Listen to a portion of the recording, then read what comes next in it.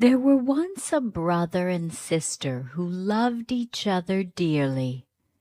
Their mother was dead, and their father had married again a woman who was most unkind and cruel to them.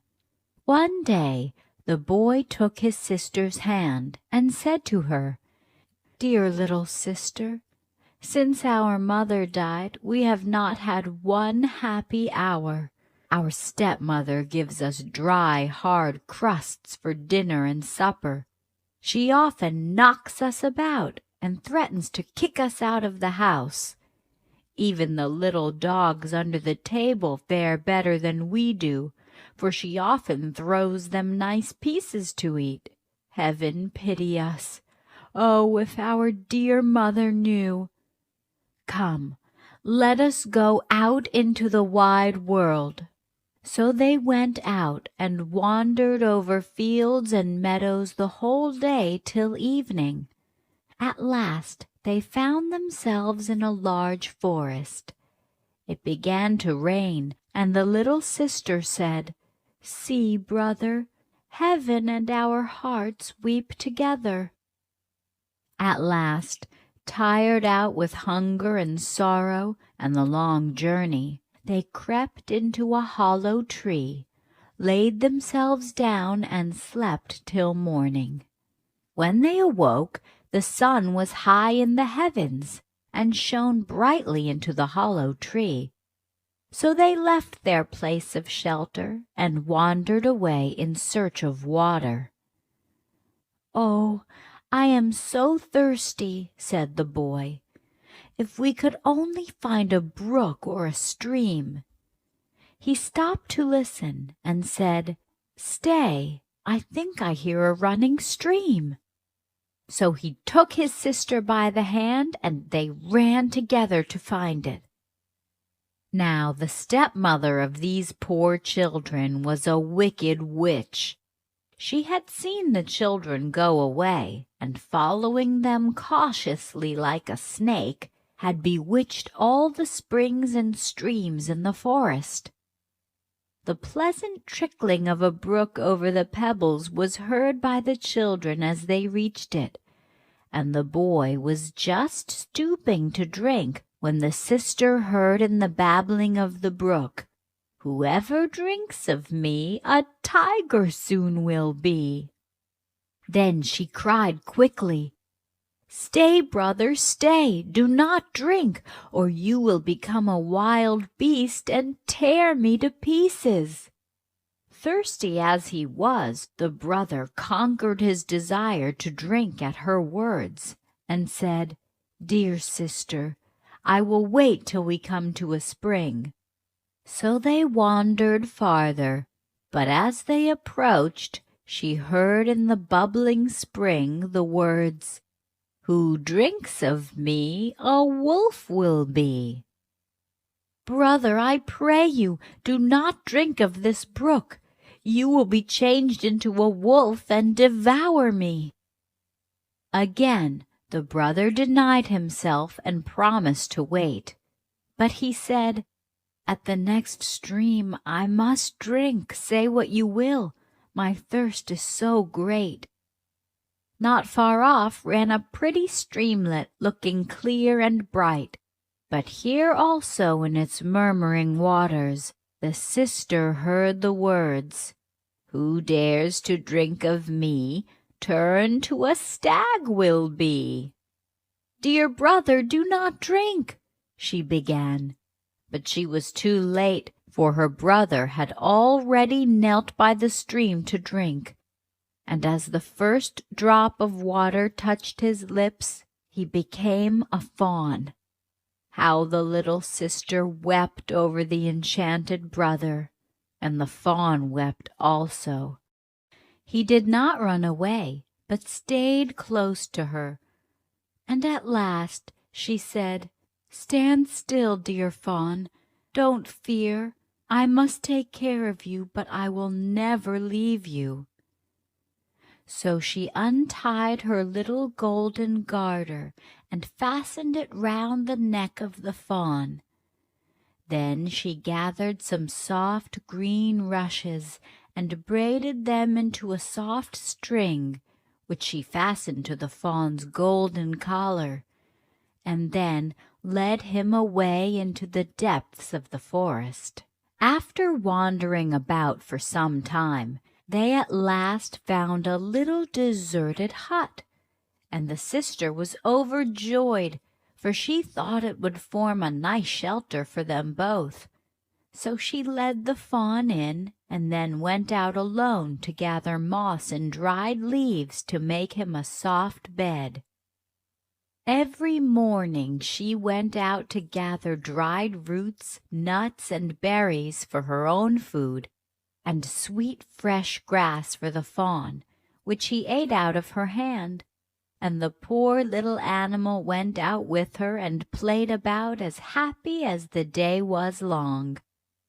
When evening came, and the poor sister felt tired, she would kneel down and say her prayers, and then lay her delicate head on the fawn's back, which was a soft, warm pillow on which she could sleep peacefully.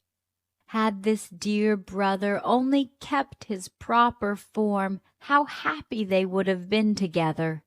After they had been alone in the forest for some time, and the little sister had grown a lovely maiden, and the fawn a large stag, a numerous hunting party came to the forest, and among them the king of the country.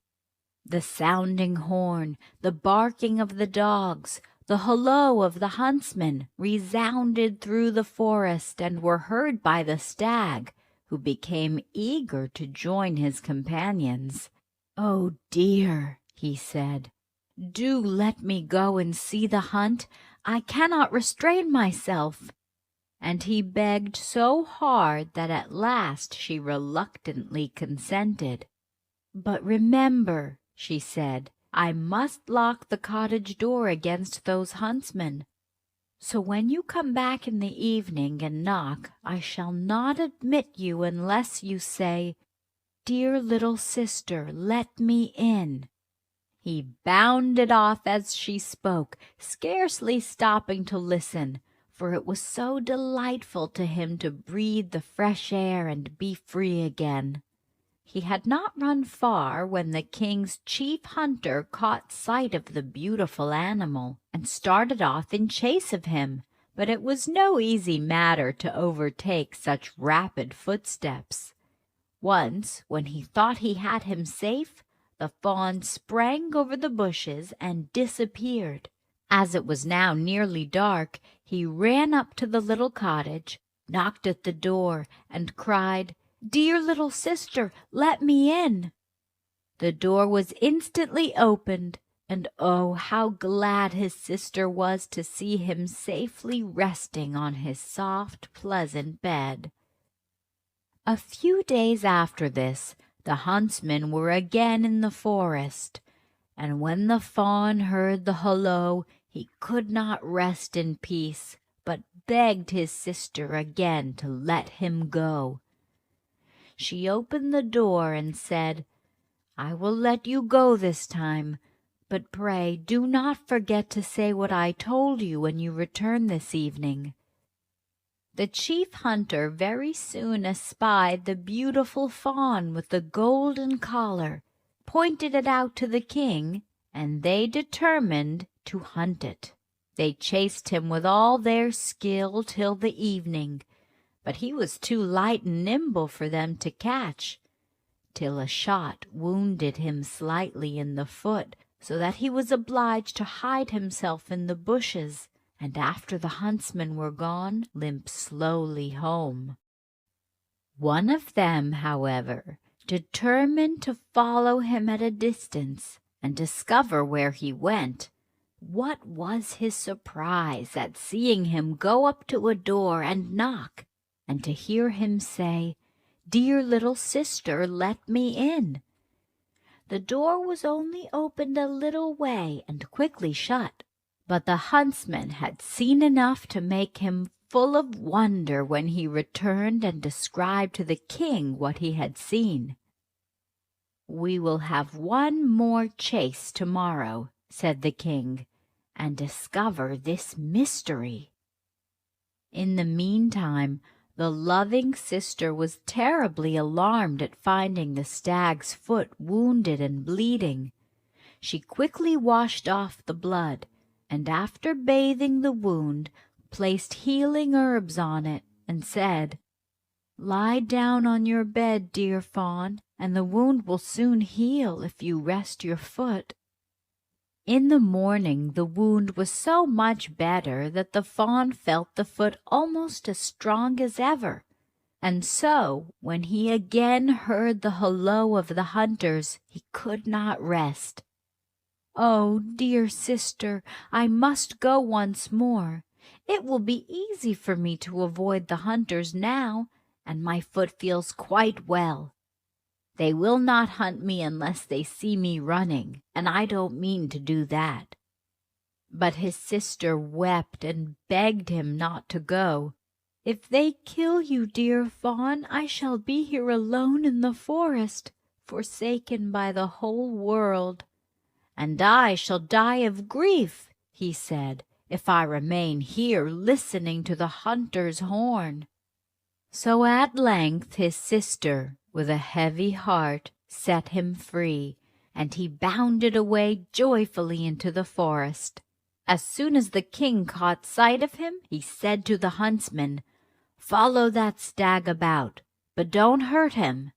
So they hunted him all day. But at the approach of sunset the king said to the hunter who had followed the fawn the day before, "Come and show me the little cottage." So they went together, and when the king saw it, he sent his companion home, and went on alone so quickly that he arrived there before the fawn, and going up to the little door, knocked and said softly, "Dear little sister, let me in." As the door opened, the king stepped in, and in great astonishment saw a maiden more beautiful than he had ever seen in his life standing before him.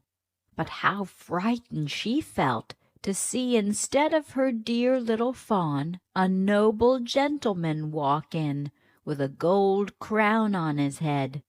However, he appeared very friendly, and after a little talk he held out his hand to her and said, "Wilt thou go with me to my castle and be my dear wife?"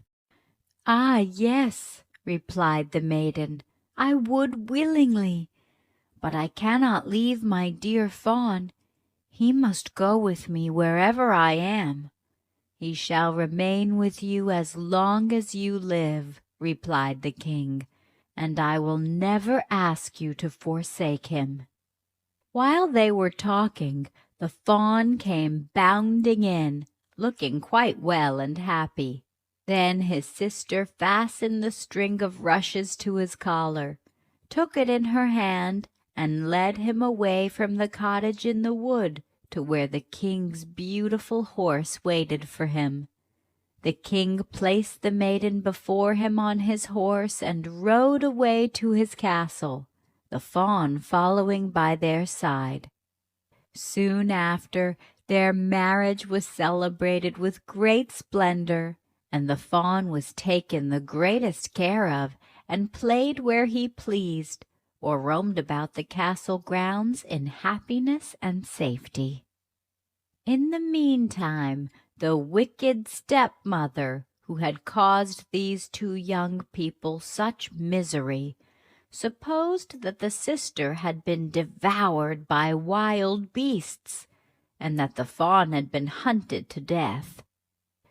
Therefore, when she heard of their happiness, such envy and malice arose in her heart that she could find no rest till she had tried to destroy it. She and her ugly daughter came to the castle when the queen had a little baby, and one of them pretended to be a nurse, and at last got the mother and child into their power. They shut the queen up in the bath and tried to suffocate her, and the old woman put her own ugly daughter in the queen's bed, that the king might not know she was away. She would not, however, let him speak to her, but pretended that she must be kept quite quiet. The queen escaped from the bathroom where the wicked old woman had locked her up, but she did not go far, as she wanted to watch over her child and the little fawn. For 2 nights the baby's nurse saw a figure of the queen come into the room and take up her baby and nurse it. Then she told the king, and he determined to watch himself. The old stepmother, who acted as nurse to her ugly daughter, whom she tried to make the king believe was his wife, had said that the queen was too weak to see him and never left her room. "There cannot be 2 queens," said the king to himself, "so tonight I will watch in the nursery." As soon as the figure came in and took up her baby, he saw it was his real wife, and caught her in his arms, saying, "You are my own beloved wife, as beautiful as ever." The wicked witch had thrown her into a trance, hoping she would die, and that the king would then marry her daughter. But on the king speaking to her, the spell was broken. The queen told the king how cruelly she had been treated by her stepmother, and on hearing this he became very angry and had the witch and her daughter brought to justice. They were both sentenced to die, the daughter to be devoured by wild beasts, and the mother to be burnt alive. No sooner, however, was she reduced to ashes than the charm which held the queen's brother in the form of a stag was broken. He recovered his own natural shape, and appeared before them a tall, handsome young man. After this, the brother and sister lived happily and peacefully for the rest of their lives.